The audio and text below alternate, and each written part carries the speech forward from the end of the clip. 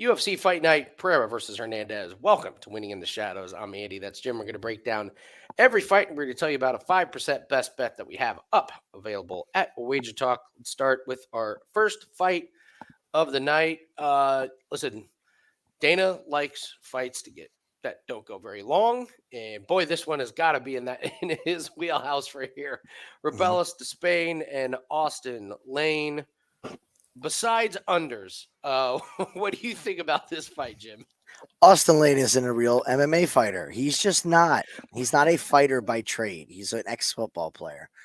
And God, do I love fading ex-football players that get into MMA. It's just again, Is this a new theory? It's always been. It's always been. I mean, you got who's our Greg Hardy's Greg Hardy's a good one. The best. I can't think of a few of them off the top of my head, but we see it in the heavyweight division all the time. It's always ex-football players. He's just bad, man. I thought he had a chance against Tafa. First of all, you can't lose to a Tafa and get my money.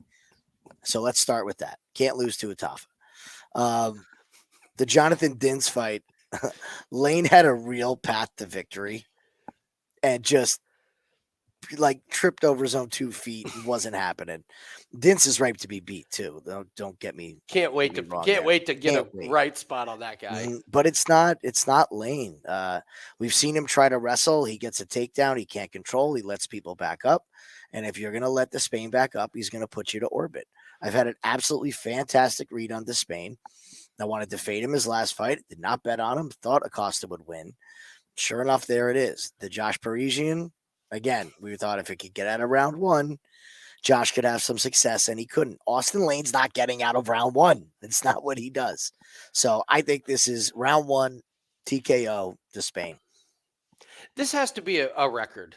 4 fights, 37 seconds total. That has. I'm sure we could find some real. Like if you go down like the rabbit hole, there's probably some guy who fights on the Iowa regional. With one of them being a UFC fight, I mean, 12, 3, 4, and 18 is impressive. So, it is.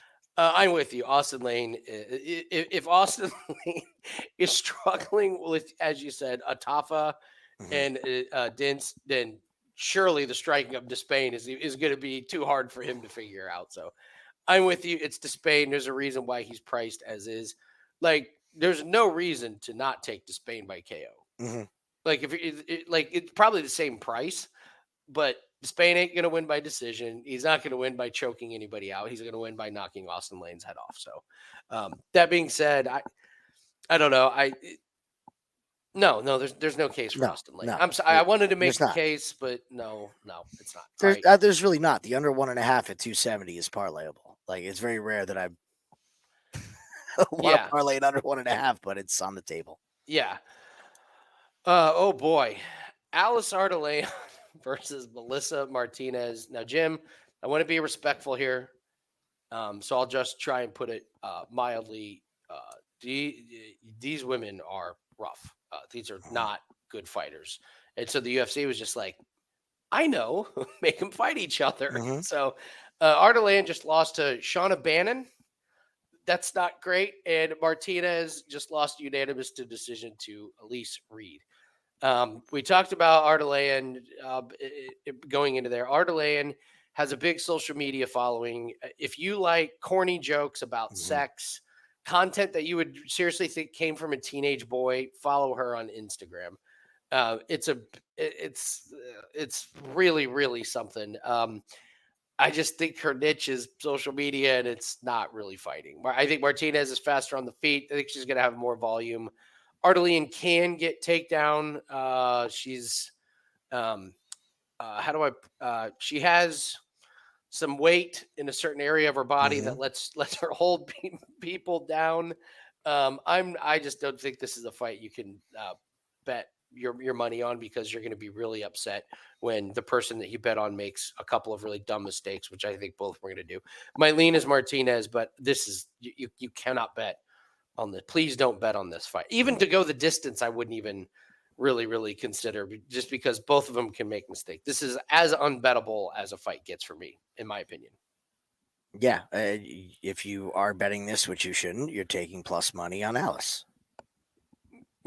Just Melissa just on Martinez shouldn't be minus 130 against really anybody. So I got nothing more to say. They're both not great, and this is, I think, more so of a fulfilling contracts situation. Don't forget, we're getting towards the end of the year, and we saw this last year. It's time to use up some of these contracts because come January, the old roster cuts come around.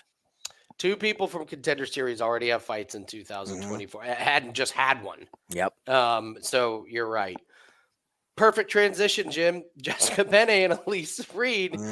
What's your take on this one?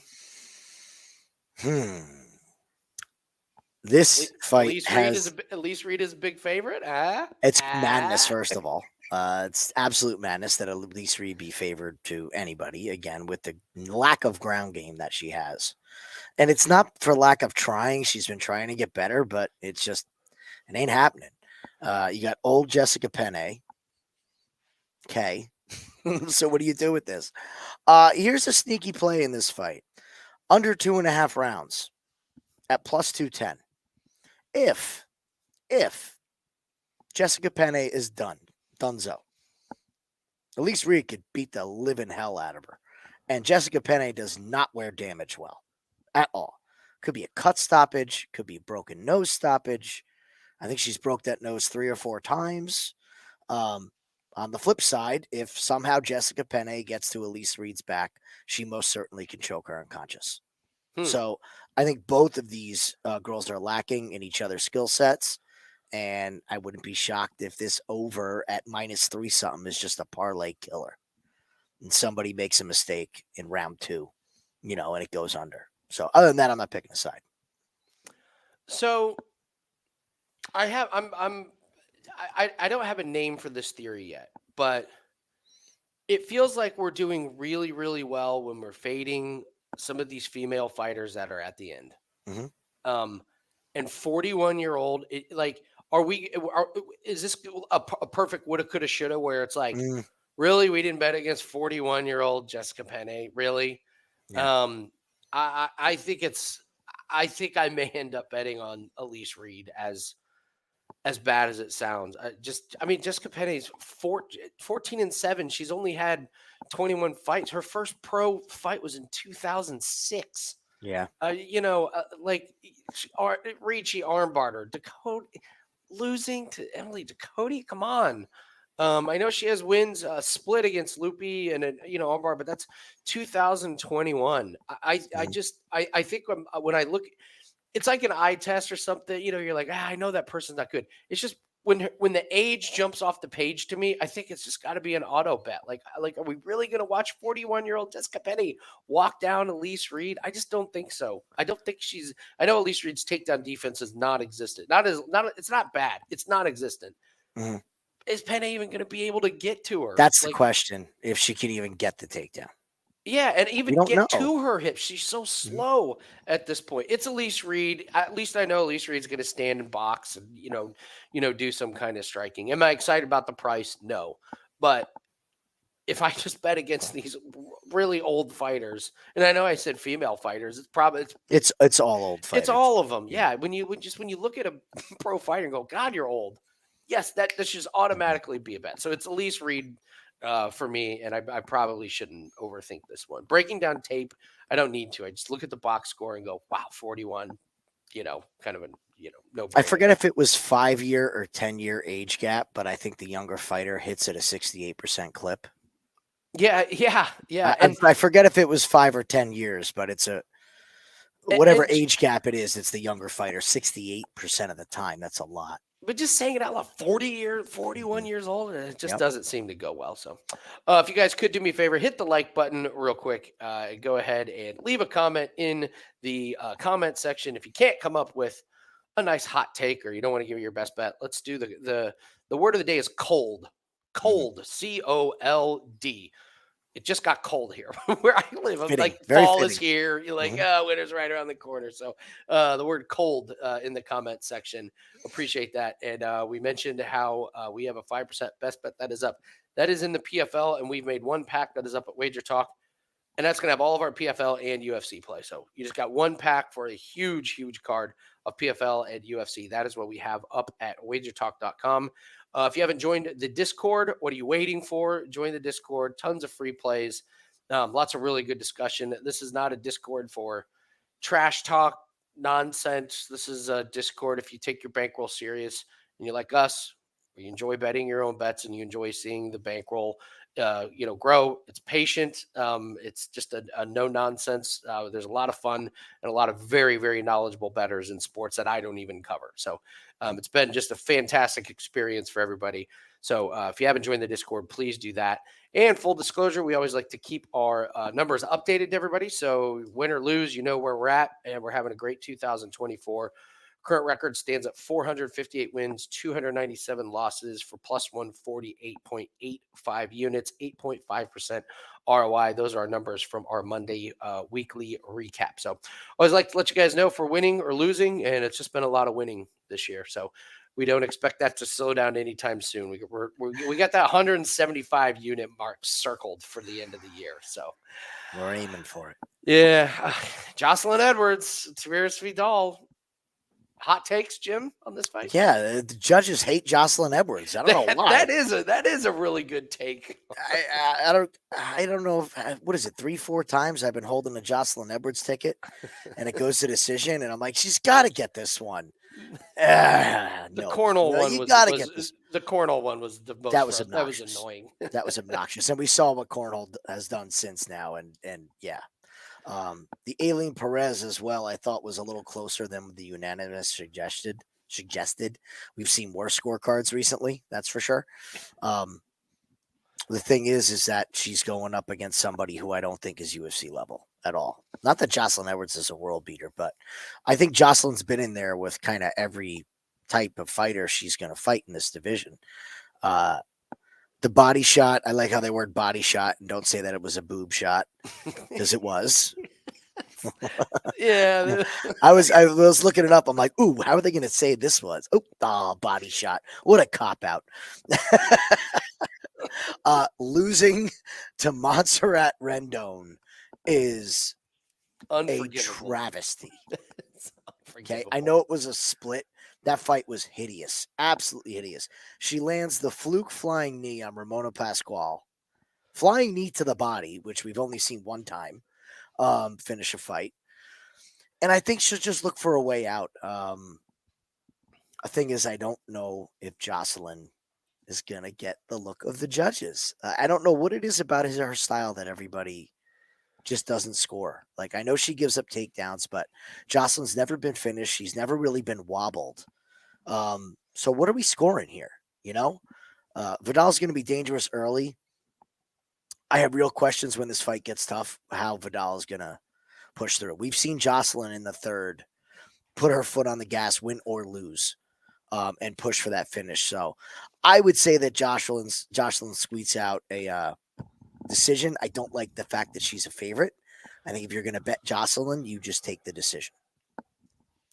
Yeah, Vidal's kind of an interesting one because I was able to watch some of her clips and her highlights before she got to UFC, and she was aggressive, always pushing forward, like high power. Like, some of them wouldn't look great, but she was at least trying to land the big one. And that's exactly what she did against Pasquale. That was kind of a good representation of what she did, which was like, I don't have the cardio, so I'm going to go for the big kill shot early, and it worked. What I've seen from her the last two fights is she's gotten away from what got her into the UFC, and I don't know what her gym or her coaches are telling her, but she looks lost. Yeah. She looks confused. She looks tentative. She doesn't look like she knows what her strategy is. She looks like she's trying to save her energy by not throwing those big shots, and it's resulted in 2 really bad losses. Like, she got her ass kicked against Melissa Gatto, and that one's not as concerning as the Montserrat Rendon is the really concern. Like, when you're supposed to fight Haley Cohen and you end up fighting Melissa Gatto, like, what happened there? But yeah, against Rendon, again, tentative, not pushing forward. I've seen Johnsln Edwards, on the other hand, lose clinch situations, and she can be very low volume, and she can go stretches without, landing a whole lot. But here's what I would want to do. I would want to wait and just watch the first couple minutes. Exactly where I was going with this. Yeah. If I see Vidal is back to being the tentative and can't quite pull the trigger, it's Edwards all day, and I'll live bet Edwards, and I'll put her in a parlay piece that I will have selected earlier, and you'll ride out a Johnsln Edwards by decision. But if Vidal kind of looks like she's going back to the, if I'm gonna lose, it's gonna be because I'm exhausted in round 2 from throwing all these heavy shots. The other thing about Vidal, she's lost weight. She's got the UFC, and I don't think it's helped her. The thing is, it hasn't reflected in her cardio either. I just don't know. I don't know. Yeah. So it's I kind of don't like what I've seen from Vidal the last couple fights, just because it's not what I watched in her fights previous to UFC. I don't know if the coaches have done it to her, if she's kind of done it to herself, but there is just a real lack of motivation and a real lack of focus and just aggression. So what gym is she at? Let's see. Just says Team Brothers. Okay. Don't really know who they are. Yeah. And you probably aren't going to hear too much, because if she's taking advice from them, it just has not looked good in the slightest. So our boy, happy Brad Katona Fight Week, Jim. Happy Brad Katona Fight Week, everybody. You guys in the Discord, get ready. They're coming. There's another reason to get in that Discord. You get in that Discord ASAP. Jim has some pictures that he always posts. Gene Matsumoto's 15-0. Katona can be just a thorn in this guy's side. I think this is going to be pretty close. What do you like? What do you think? It's a Brad Katona fight, so you're taking it to go the distance. Amen. Brad Katona could have finished Jesse Butler. Come on. What are we talking about here? Seriously. It's the only thing you need to play. Response, but come on. It's the only thing you need to play in a Brad Katona fight. It's over 2.5 parlayed with something. Brad got kind of going to decision on the Ultimate Fighter. He's been going to decision for years. Stop. Come on. He gets a finish in Brave. Everything else is a decision. Matsumoto is looking like a blue chip prospect, but here's the thing. 15-0. It's getting up there, isn't it? It's getting up there, and on top of it, we just saw Dana Argueta look worse than he did in the Matsumoto fight. Yeah. I mean, we can't credit that win at all now. So I'm taking that Argueta fight and throwing it out the window, to be honest with you. So we got to still go back and look at Contender Series, and he also didn't have. I mean, look who he fought on Contender. He fought a 6-0 guy. He's 13-0. I mean, yeah, fuck. I could just see Brad making this ugly. I don't think either guy gets finished. This is a decision 10 times out of 10. This is probably one of my more confident plays in the card. You don't need to watch film on a Brad Katona fight. You just take the fight to go the distance. If it's too juicy, parlay it with your favorite thing. That's all we're really looking for with Katona. His striking's not going to knock you out, but he's also fast enough to get out of the way. He's not going to put his neck in, any bad situations or, anything like that. So, yeah, that's it. Matheus Nicolau and Almabayev here. Here's an interesting one, Jim. To me, this comes down to if you think Nicolau's done. If you think Nicolau's done, it's an easy bet for you. If you think he's still got something left, now you're looking real hard at the dog. What do you think? This is a Zoo Almabayev all day long. Are you talking about a straight bet at under minus 200? I really like a Zoo here. I can't put any faith in Nicolau. One of the things I hate the most, it drives me insane. What? When fighters have their girlfriends in their corners, even if they also are MMA fighters. And we saw that, and it was hair on the back of the neck tingling when they walked out. Like, oh no, this is going to be bad. And he looked just absolutely timid and didn't want to engage, didn't want to push forward to the wrestling at all with Alex Perez. Let Alex Perez dog walk him around the cage and walk him into a knockout, which is just, it shows me that your fight is not there. We're coming off 2 consecutive finish losses quickly.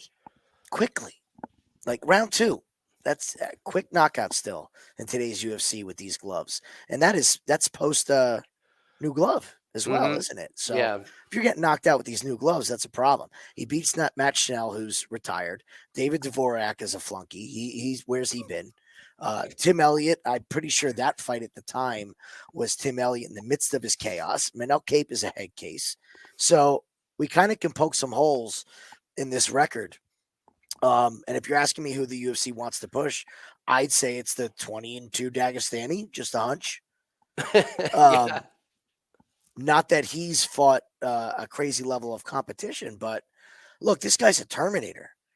If Nicolau had a problem with Alex Perez's forward pressure, what the hell is he going to do with Almabayev? So I love Almabayev in this spot. Love him. I wouldn't be surprised if he gets a submission or knockout in this, just because of the lack of durability from Nicolau. I think I'm with you. It's just too terrifying to try and bet any money on Nicolau. I think the skills are there, but you can't get that last fight out of I can't get it out of my head. So it wasn't a knockout shot that knocked him out. That's the thing. Yeah, it was like a hellacious lunging punch. like No. yeah, it wasn't a huge one. So all right, Almabayev is the pitch there. Pick there. Darren Elkins and Daniel Pineda. Pretty close to pick him. I believe Pineda's a little bit of a favorite, -130. What do you think? What do we always say when Daniel Pineda fights? We got to ask ourselves one question.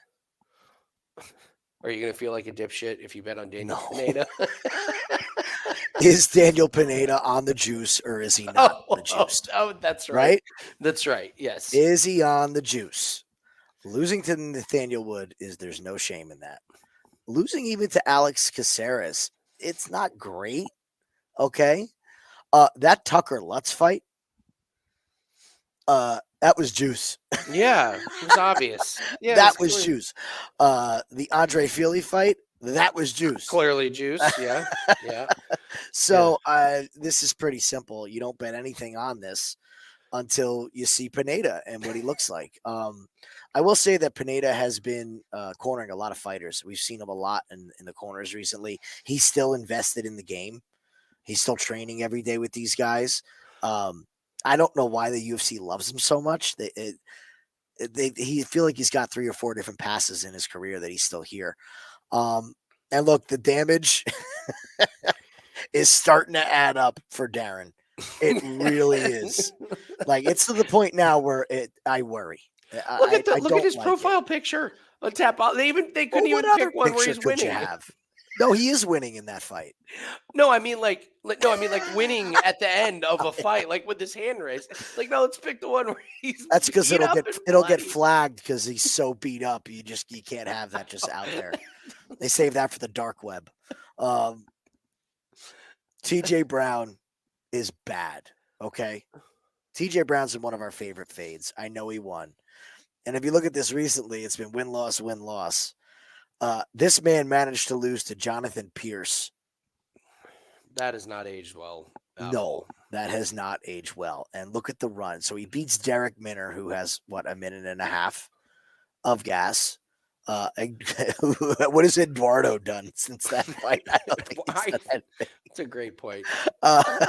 What's he done? He's over in Samurai House. There you go. See, he's losing to Kevin Vallejos. There you go. That's one of our guys. UFC. Yep. So I think this is the end for the damage. I do. Pineda's going to cause a car crash. So is Darren.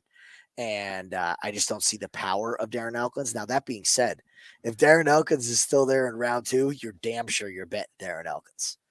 But I would not be shocked to see this really look ugly at the end of Darren Elkins' career. I'm going Elkins. This is fun. I want nothing to do with Pineda. Like, off the juice, he is so slow. He is so plodding forward. It's bad. I mean, Elkins is sloppy. He's super aggressive. He can wrestle. He can get you some takedowns, and he can turn these fights into brawls. Yes, the end is near for Darren Elkins, but is Pineda really the guy to do it? I don't think so. I mean, like you said, losing Nathaniel Wood's one thing, but he really got beat up. The other consider. So who's he beaten? Okay, Tucker Lutz and Mhm. Herbert Burns. Yeah. Those are your wins. No, thank you. I'm not betting on Daniel Pineda. I mean, yeah, the last one against Nathaniel Wood, he was talking about like how his gym got flooded, but Mhm. he wasn't there because he was in Denver cornering other people. So what's his real motivation here? I know there's a big step down from Pineda, but Elkins could just turn these fights real ugly, and He can. I'm not sure Pineda is going to be the guy to keep up with. And It's a so live bet spot. I mean, there's no for way you're going sure, to see a pre-flop bet from me or Andy on this fight. I can guarantee you that. absolutely not It's making the definitely a client live bet list. spot. Yeah. Yeah, not making the client list. All right, Jake Hadley and Cameron Smotherman.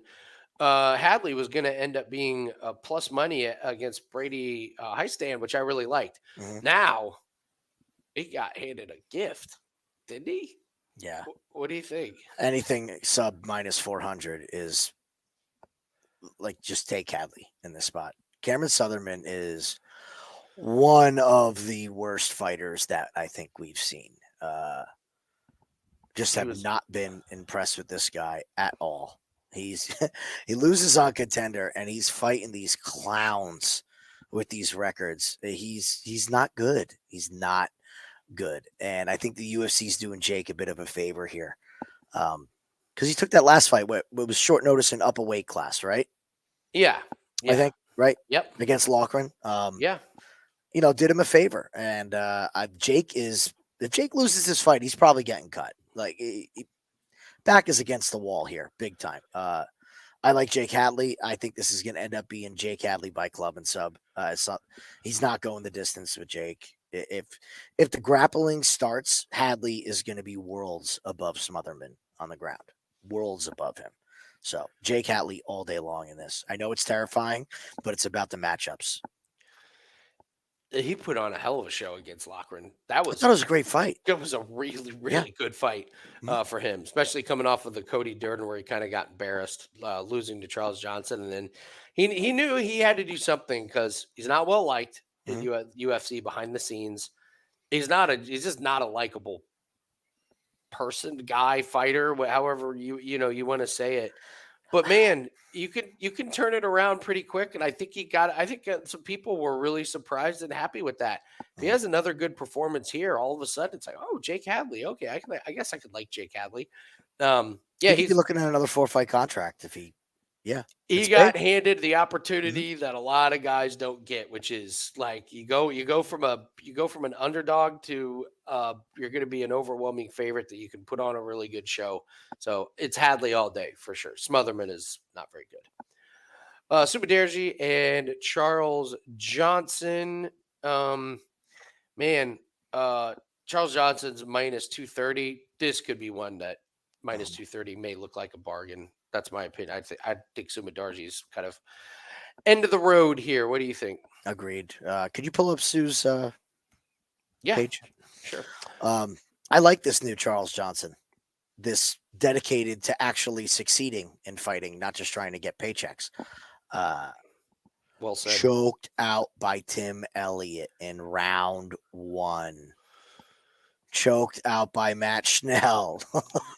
And that bad looks. that was the one where he had Schnell dead to rights a million times and just somehow could not get Yeah, but Schnell like, how out can of you not there. fit? Like, where's your power? It's Matt Schnell.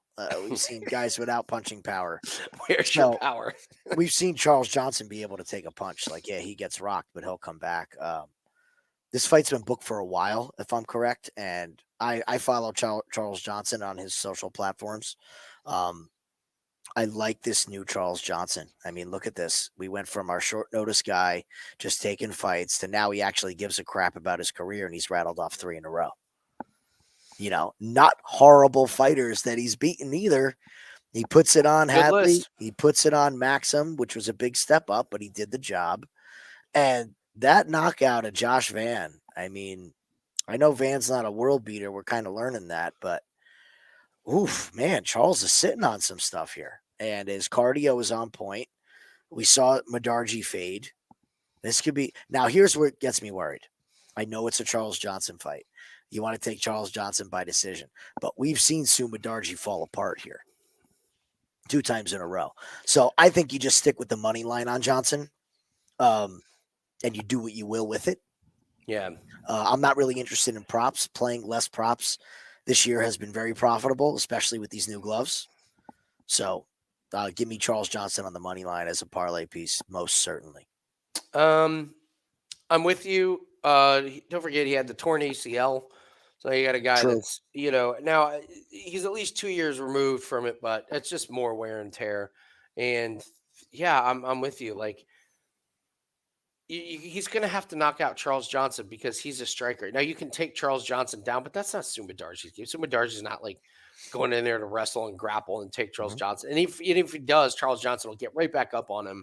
No problem. Johnson's going to have really good cardio. He's going to be lasting for a long time. So I'm with you. It's Charles Johnson. And yeah, I think Sumudaerji could get tired, could get finished late. So I can't take Johnson by decision. I would not take I would not take overs in this fight. I would just stick with the Charles Johnson money line as a pretty well priced parlay piece. I think this one could end up being kind of a steal. So Rob Font and Kyler Phillips.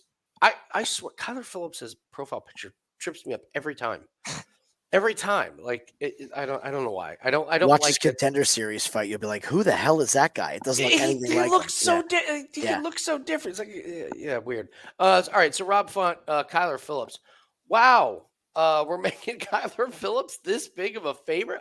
Damn near minus 400 over Rob Font. What the what? I think that line's insane. I'm not saying Font's going to win. I'm just saying minus 400 on Kyler Phillips is bonkers, man. What do you think? Fight goes the distance. I am not interested in betting on either of these guys. I think they're both. I actually think Kyler Phillips is more overrated. I think Font's underrated. So this is like the perfect storm of a close fight. And if you're betting aside, you're taking the plus money on Font. I will not be. Font's got good boxing. And I got to say, we were really worried about the damage that Font took. Which fight was it? Was it the Sandhagen? No. Well, the Yanez fight. So yeah, his orbital. We're always worried about the orbitals. But he gets the win against Yanez, and his fight against Sandhagen was such a horrible look because Sandhagen was hurt and just took him down and laid on him.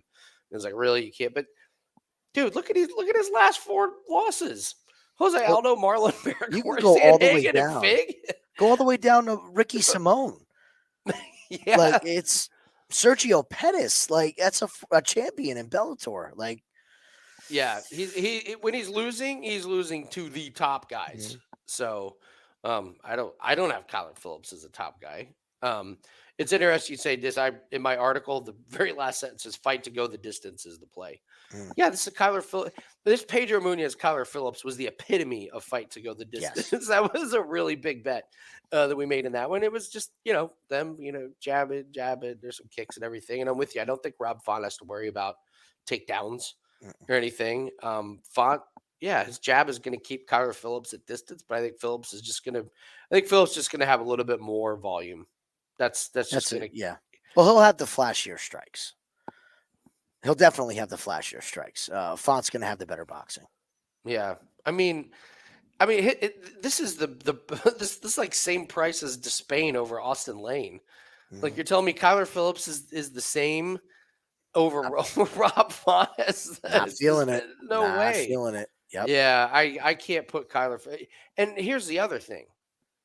If you do like this fight to go the distance, now you're asking the judges to give you the right decision. And that is a terrifying proposition. So, I don't care who wins. Fight to go the distance. That's kind of the way that we would suggest playing it. So, all right, main event time. Again, hit the like button. Leave us a comment. Tell us your best bet.